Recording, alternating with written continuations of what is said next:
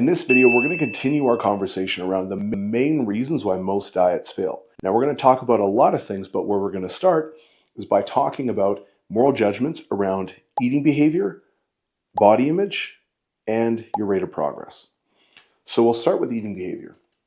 Now, a lot of the times, people will assign a particular moral value to a certain food. They'll say, if you eat chicken and rice and organic food and lots of vegetables, you're a morally strong person and you're a great person.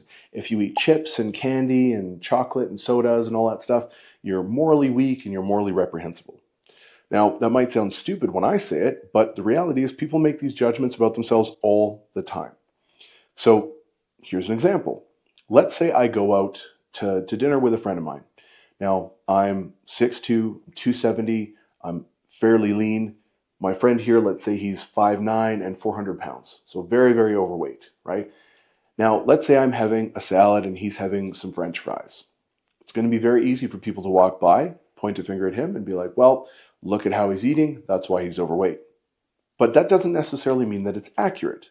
I think it's a reasonable thing. It's a reasonable conclusion to come to, but it doesn't necessarily represent reality with 100% precision. Let's say that individual has actually already lost 65 pounds and it's his birthday and he normally doesn't go out to eat, but I've been trying to tell him, hey, you need to learn how to go out and eat. You need to learn how to integrate going out, being on vacation, doing all these things into your lifestyle, or you're just going to go back up and you're going to constantly have this high and low, like yo-yo dieting type approach. And so maybe he's doing that as part of his actual nutritional intervention process. Maybe he's going out to eat and celebrating and he's eating something that he normally wouldn't eat. Maybe he's finding a way to fit it into his calories and he's already been incredibly successful. And this is the next stage of his actual development so that he can expand his social life again while still remaining in control and on course to accomplish his goals. So again, from an outsider's perspective, I think it's very reasonable to look at that person and make some sort of judgment call around their eating habits and things like that or how they got there. Because that's what people do. We have to look at the world, take in information, and make a judgment about it. But we also have to be aware that we are subject to making errors. Now, it's very easy to see how, in this example that I just gave, that the individuals who are pointing a finger at this person and making judgment calls are in the wrong. But at the same time, we often do this to ourselves. You can follow your diet perfectly for several weeks or months, and then if you go out and have a couple of drinks with some friends, all of a sudden you feel guilty, you feel like you just completely wasted all your time the last couple of weeks, you're throwing all your progress away and you're going back into the same old habits. And this is stuff I hear from clients all the time who are struggling with weight loss, all the time. And it's not uncommon. But the thing is, that sort of mental model that creates that judgment around their behavior is incorrect. And it's unhelpful. So whenever I look at the correctness, whenever I'm discussing the correctness of a mental model, I'm also looking at the product. What does it produce? If we believe this and we follow this, what does that actually produce?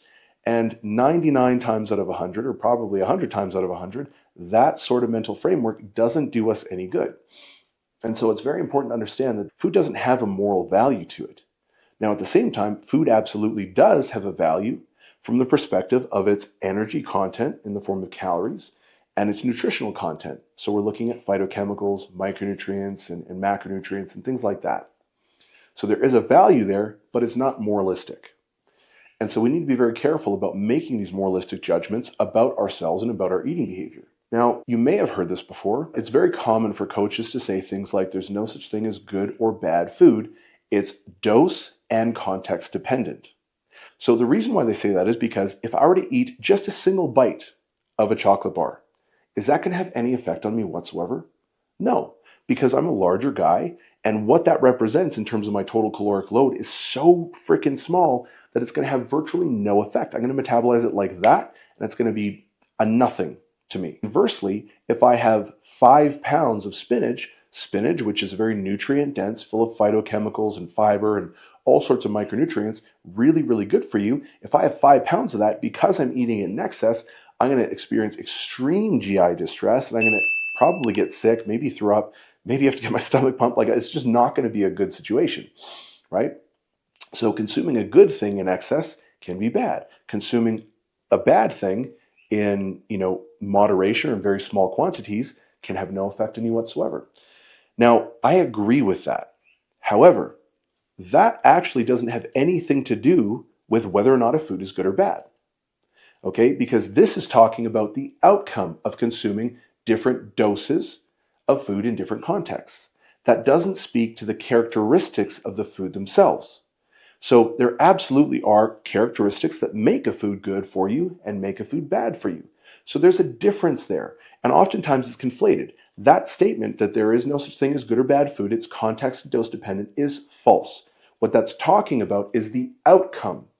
We can determine that very easily. We can say, okay, well, what does health look like? What are your goals? What's required? And then how do these different food items match up to that? And it's very simple. So I'm not sure why there's all this judgment around it. Now, I think it probably stems from that initial claim that people tend to assign a moral value to food. Now, there is no moral value, but there is a definitive value regarding the nutritional content of the food.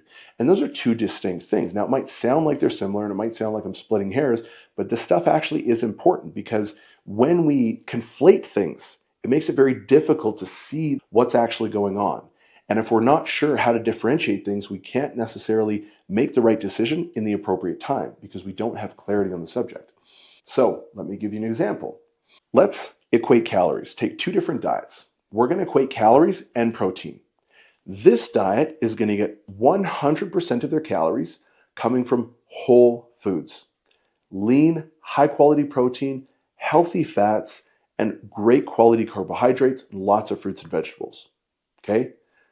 Now, this individual is going to get the exact same amount of calories and the exact same amount of protein coming from highly processed foods. Okay, so things like pizza and chips and sodas and other things like that, and we'll toss in some proteins as well. Let's say like protein bars or whatever. Now, who's going to perform better? The guy eating a cleaner diet. Who's going to feel better?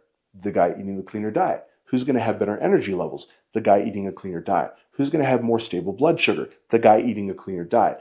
Who's going to be better rested? Guy eating a cleaner diet. Who's going to have less hunger? Guy eating a cleaner diet. Who's going to experience less long-term health issues? In my personal opinion, it's going to be the guy eating the cleaner diet. Now, that's a bit of a contentious statement, and there's a lot of complexity there, and we don't need to go into it, but that would be my perspective. And I think that anyone who's eaten in one way or another can attest for themselves that it's not even comparable. Like, of course, you're going to do better, feel better, and just be better in virtually every single measurable facet than you will eating more of an ultra-processed diet. It's important to not judge other people or yourself based on what you're eating because there is no moralistic value to it. But at the same time, I also think it's important to just remain rational and not say silly things like there's no such thing as good or bad foods. It's like, no, of course there are. Now, let's look at body image.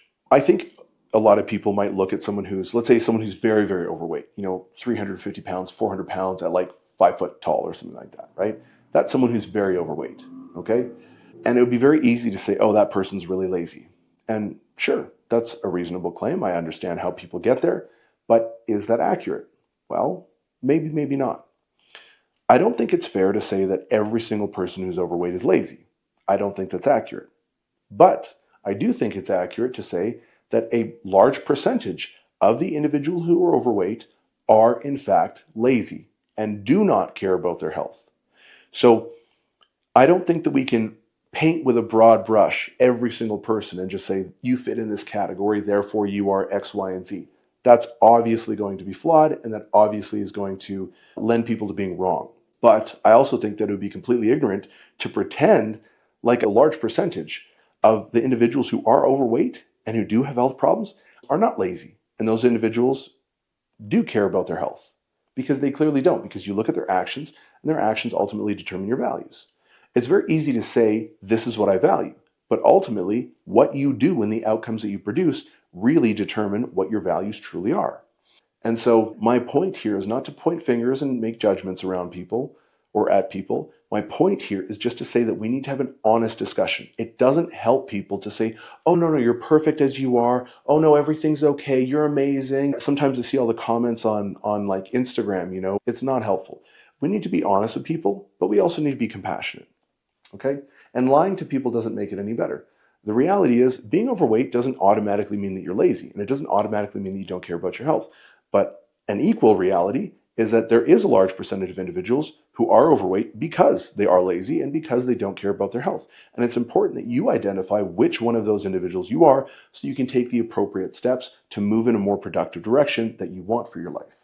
This leads us into the next thing, self-compassion.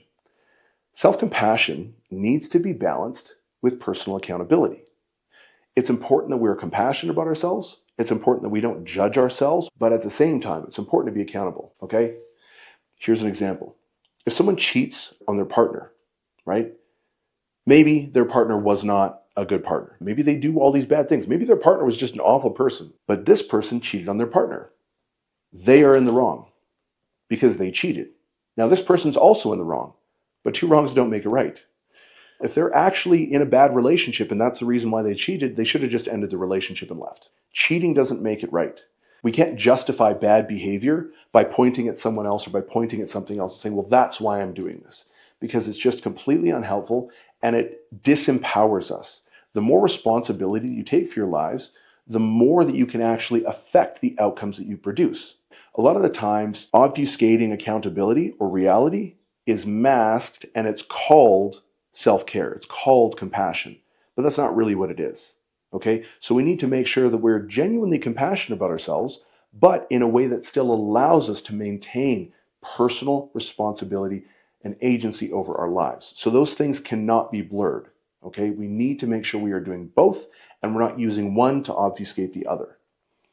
So coming back to self-care, this is something I see a lot of in social media posts and things like that, where people will say, oh, self-care is so important. I decided to take the day off and I bought some ice cream and some snacks. I'm just going to watch some romantic comedies and take a day for myself and self-care. Self-care is not doing things that can harm you. So let's magnify that. Self-care is doing things that are actually going to make your life better. So what would happen if you, let's say, did that once a week? You took one day off a week. That's not a ton, but one day off a week. And you decide to go home and just eat, some ice cream and watch the movies and things like that, you're going to lose your job. And you're probably going to gain some weight. You're probably going to get depressed. Okay? Does that sound like real self-care? No, it's not. It's a harmful set of behaviors that's being called self-care. Real self-care, when done more consistently, should actually amplify the benefits that you receive. Exercise is self-care. When you exercise more frequently, and at an appropriate intensity and an appropriate volume, you get better outcomes. Your health is improved, your physical freedom is improved, your physique improves, your mindset improves, everything improves. When you diet and you eat healthier, everything improves.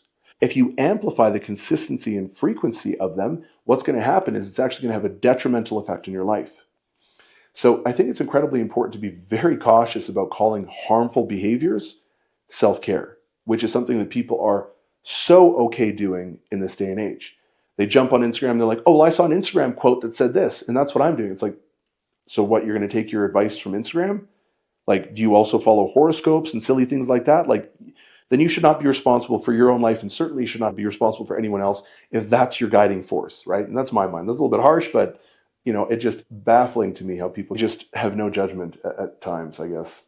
So then we can move on to evaluating progress. Now, if we want to evaluate progress, there's a couple things that people typically run into. So one, people are uninformed of the rates of progress. They're uninformed of what skills that they require, and they're uninformed in terms of the consistency that's required. So let's say I give you a program and I tell you, I want you to get this many steps per day. I want you to eat this many servings of fruits and veggies, and I want you to work out this many times per week. You can do all of those things and you're not getting any results. Meanwhile, an identical clone of you is doing all those things and getting phenomenal results. So what gives? What's going on? Right? Well, the difference in that particular example is the degree of execution. So yes, you're working out, but your intensity of effort is not the same as this individual. You're working out, but your technique is not as dialed in as this individual. You're working out, but your consistency is not as good as this individual. You're not doing the rehab and the prehab and the prep work. You're not doing everything, and you're not doing the proper warm-up structure that is going to allow you to perform at the optimal level. Yes, you're eating more vegetables, but you're kind of just stuffing them all in at once. You're getting indigestion. You're doing all these different things. And so everything, you can follow a program, but everything that you're doing is not necessarily going to guarantee you the results that you want. There's a matter of execution there. If you don't understand how execution affects things, if you don't understand the rates of progress that can be expected based on your own individual context, if you don't understand these things, then how are you possibly going to have an accurate depiction of how long it's going to take and what kind of effort's required? Well, the answer is you can't. And oftentimes, people make inaccurate associations or inaccurate predictions about the rates of progress they're going to experience based on a certain level of work that they're going to put in. Now, if your investment is insufficient, then you're just not going to see the outcome. But you have no way of knowing whether or not that's going to be that way unless you actually have the prerequisite experience to make those calls. Now, this is where working with a coach is so important, because you might try something like, oh, it doesn't work. No, it does work. It's just that you're not doing it correctly. But you don't have that clarity to identify what aspects you're not doing correctly. So this is a big, big risk factor for people. The next is kind of the construction analogy that I like to give. So let's say you're doing all of these behaviors, but you're not seeing the results that you want. You know, your body's changing, your clothes are fitting a little differently, you're feeling better, your sleep is getting better. So you are getting some benefits, but you're not seeing such dramatic weight loss. Well, what gives? This is kind of what I was saying a moment ago.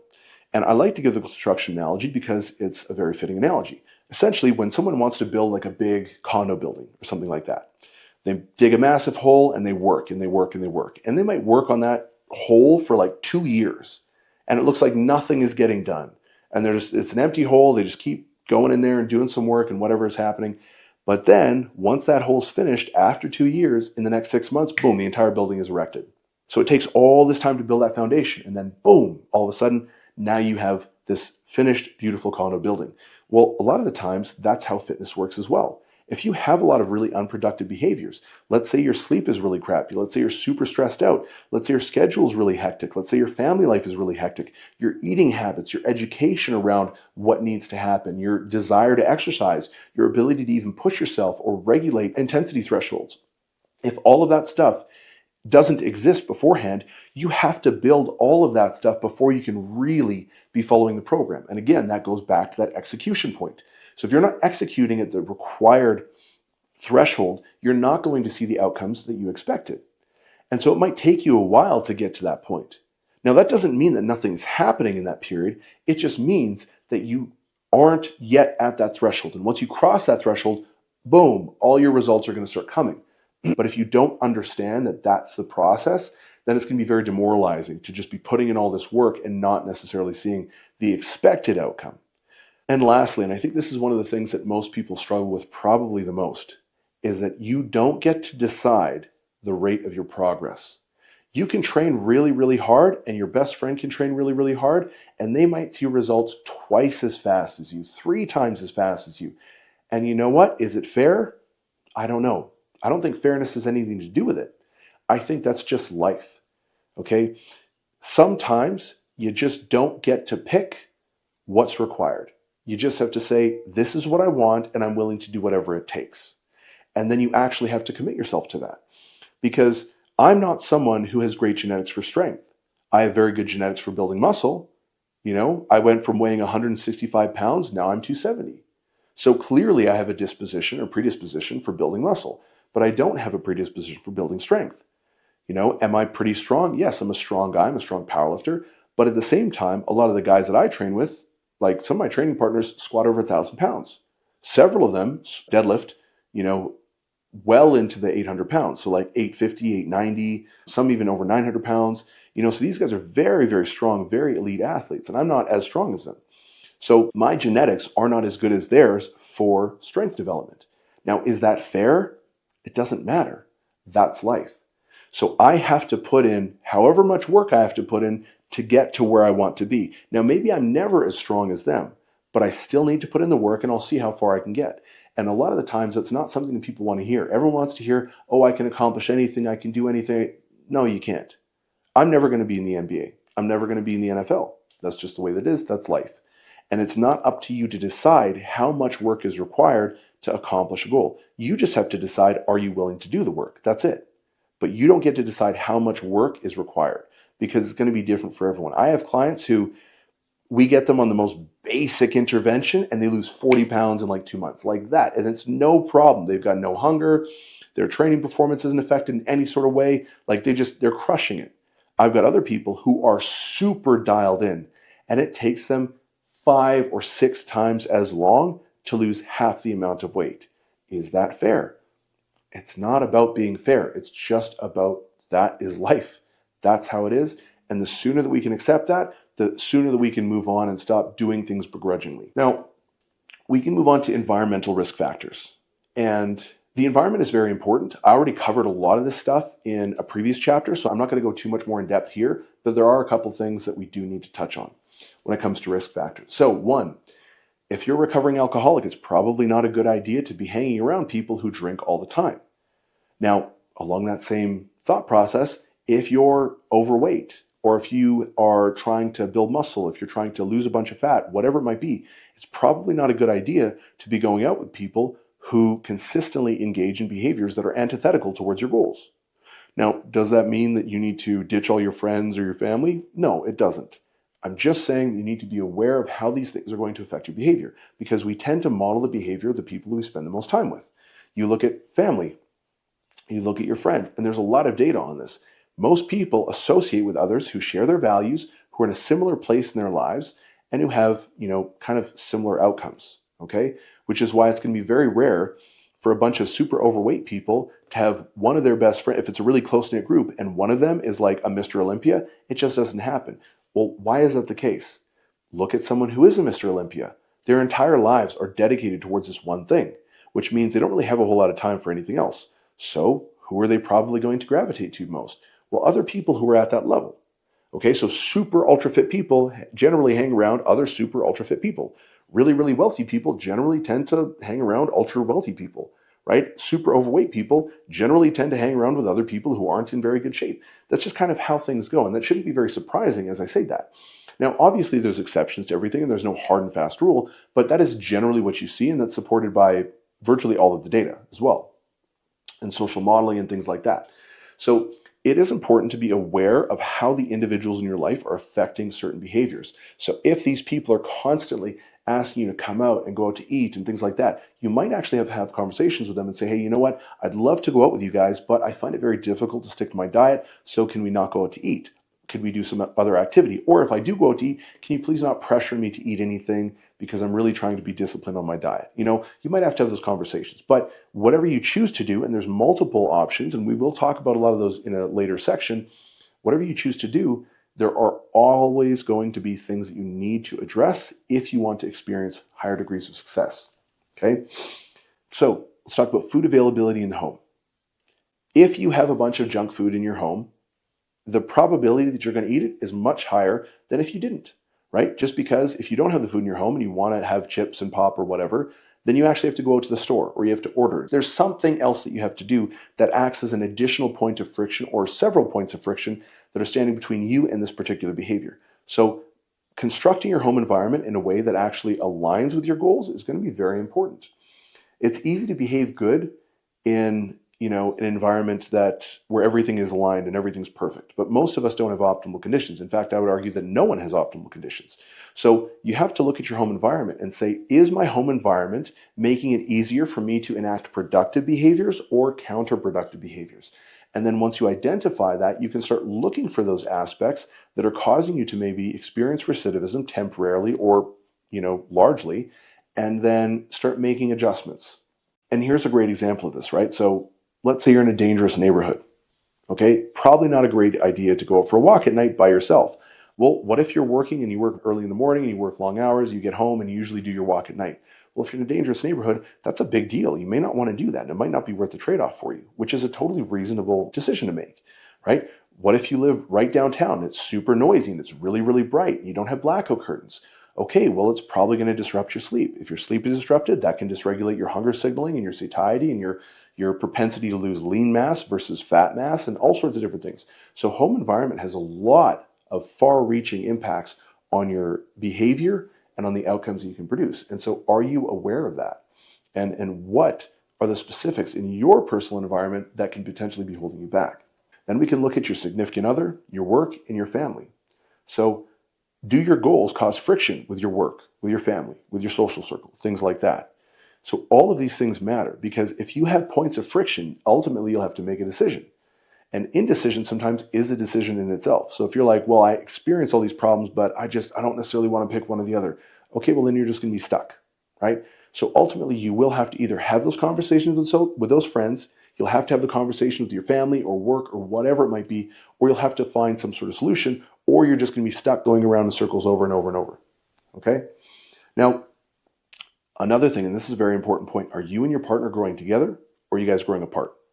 I had mentioned in a previous video that I had actually coached a couple, a married couple, when the wife decided to start training. She ended up changing so much. She had this big internal transformation that was catalyzed by her initial desire to just get in shape. But once she started getting in shape, she started discovering herself again. And this has nothing to do with me, but she decided to actually leave her husband. This ended in a divorce because she decided to start getting in shape. After she decided to start getting in shape, she started going out more and experiencing more things and started being more ambitious in her career and doing all sorts of different stuff. And she's like, man, like my husband and I just don't share the same values anymore. And they tried to make it work, and then it just didn't end up working. They got a divorce. Now, that's not always going to happen. I'd say that's a very, very rare thing to happen. However, it is something you need to be aware of. As you change, it's highly probable that your behaviors and all that stuff are going to lead to changes in your own values, in your personality, and who you actually are, and how you express yourself in the world. And if your partner and your family or your work are not on board and they're going to pull you in another direction, that can cause friction and that can make things a lot more challenging. So again, oftentimes you need to have conversations, or in this case, sometimes it leads to, a complete change in direction. And that can be very difficult for people. So I'm not here to judge or say that what you should do or this is right or this is wrong. I'm just saying that these are potential reasons for why diets fail so often. Lastly, we'll go through this last section here fairly quickly. Difficult periods in life. This is super important. Very, very important. I cannot stress how important this is. So generally, what happens when people experience a difficulty in their life is they revert back to familiar patterns. Okay, they go back to their default setting, so to speak. So a great example of this is people in an abusive relationship stay in an abusive relationship for a very long time. Now, they know that it's bad. They know that it's abusive. They know that it's harmful. Why do they stay? Well, this is a very complex conversation, but if we want to kind of water it down to more of a generalizable answer, you can very accurately say that they stay because it's familiar. Even though it's harmful, that harm is familiar and they know how to navigate that situation. Now that gets into a much more complex subject of trauma and all sorts of stuff. We don't need to dive into that. And that's, again, way outside the scope of this conversation. But ultimately, it does boil down to the familiarity of that experience. They know how to navigate those experiences, and they've had ingraining of these experiences and behavioral patterns over time that allows them to stay in those relationships in spite of consciously knowing that they are harmful. Okay, so reverting back to old patterns is very, very harmful. You have to be very careful about that. So patterns of past behavior. We can look at, do you order Uber Eats? Do you consistently go out and drink? Do you, what harmful behaviors are you currently engaged in, or have you been engaged in? So can you identify them, and do you have a proper solution for when some of these things come up? Do you have an alternate set of behaviors or sort of contingencies in place to make sure that you don't enact that old behavior? That's very important. So a lot of that starts with awareness. Now, starting and stopping, this is incredibly common. Instead of thinking about, like maybe adjusting the rate of progress or anything like that, or their rate of investment, they just stop. I'm so busy with work. I had a death in the family. I had, like my kids are going to school and I have travel and I have all this stuff. Here's the thing. All of those are valid. All of them are valid. If someone dies in your family, that is tragic. That's a terrible thing to experience. If you're really busy with work, that's a very legitimate obstacle. If you're traveling for work, or if you have, vacations, spending time with your family, that's important. Family is super important. I'm not here to tell you that those are not legitimate reasons. Of course they're legitimate. My only point is to say that it doesn't matter and it doesn't change the circumstance. The reality is that you have to keep going or else you're not going to get where you want to go. And that's what people don't seem to understand, is they are stuck in this idea of I'm going to start and stop. They're thinking of optimal conditions, where we know, and we discussed this in a previous video, if you're constantly looking for optimal conditions, you're never going to reach your goal. What you need to do is be okay with adjusting your intervention based on sufficient conditions, and everyone has sufficient conditions. So instead of thinking about this as, oh, I'm going to put this on hold and pick it back up when things are okay, that's almost guaranteed to make you fail. Instead of doing that, what you need to think about is this is more of a volume knob. Okay, I'm training 5 days a week and I'm really busy with work. Okay, let's dial it back to 3 days a week. Hey, you know what? Maybe let's dial it back to 4 days a week, but instead of going to the gym, I'm going to do home workouts that are 15 minutes long. So I save myself a 30-minute commute both ways, so that's 1 hour, and I save myself 90-minute workout, so that's 2.5 hours that I'm saving for a 15-minute workout 4 times a week. Can you do that? Well, of course you can. So there's always things that you can do, but you have to adjust, you have to adapt. You can't just keep doing the same plan if you have things come up. You need to be able to adapt. But the inability of people to adapt is one of the reasons why they get into the cycle of starting and stopping, because they're like, oh, I'm all or nothing. I got to do this or I can't do that. And it's like, no, that's stupid. You're not going to, like, if you have that mentality, I almost guarantee you're never going to make it. Okay? You need to adopt a mentality of, I am going to adapt. I'm not going to stop. I'm going to adapt.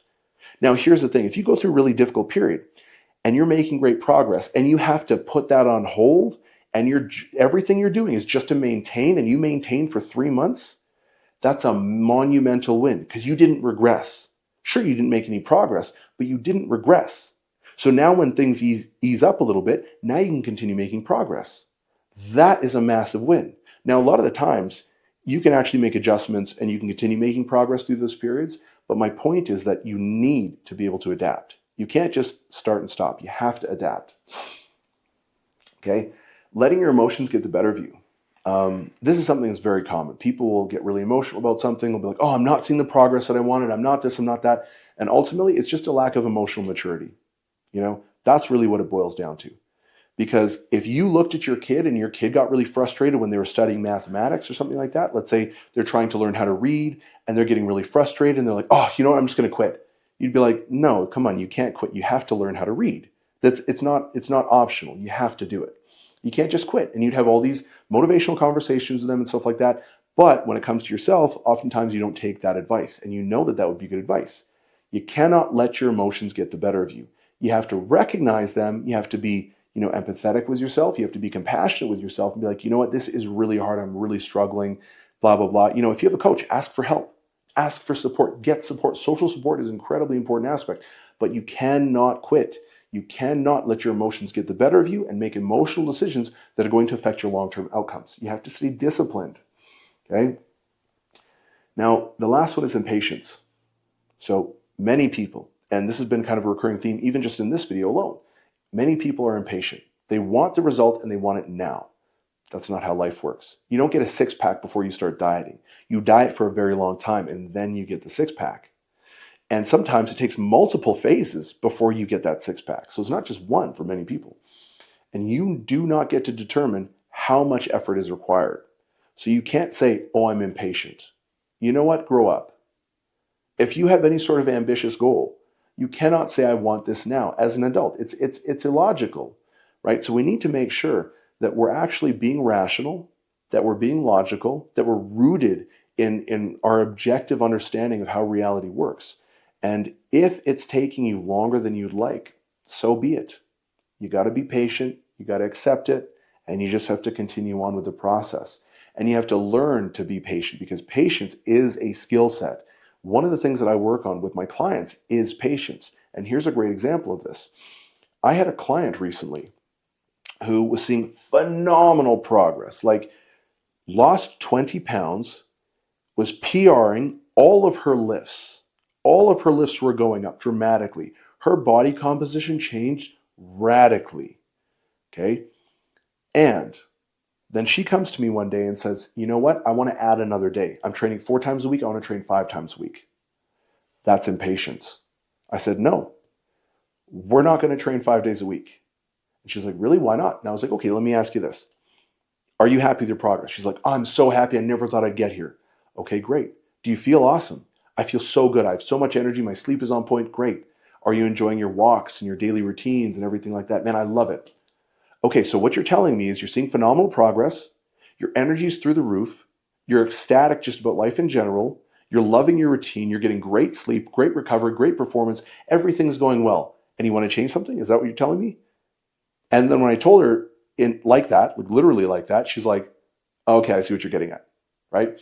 Now, this is kind of my tongue-in-cheek way of saying that, like, hey, we need to put ourselves in check. And a lot of the times we think, because she wanted to train extra day, that's a commendable thing. She's like, man, I'm seeing great progress. I want to do more. That's a very, very great mentality to have.